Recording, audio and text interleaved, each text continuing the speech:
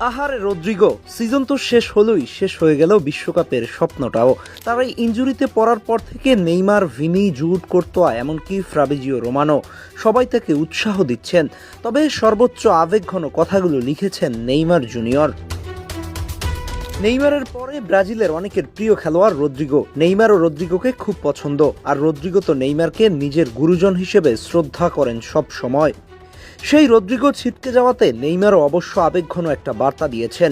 Neymar রদ্রিগোর ইনজুরির এই দিনটাকে তার জীবনের অন্যতম একটা দুঃখের দিন হিসেবে উল্লেখ করে বলেন, চোটের খবরটা শোনার পর যেন আমার মাথার ভেতর আমার পুরো জীবনের জার্নিটাই ভেসে উঠল। এই চোট নিয়ে আমার যত কষ্ট, যন্ত্রণা আর সেই ভয় সবকিছুই চোখের সামনে ভেসে উঠল। রদ্রিগো আমার নাম্বার 10, আমার বৎস, তোমাকে আমি আমার উত্তরসূরি হিসেবেই ডাকি। তোমার কাছে আমার শুধু একটা অনুরোধ, নিজের যত্ন নিও, কোনো আজেবাজে চিন্তা থেকে দূরে থেকো। এখন সময় তোমার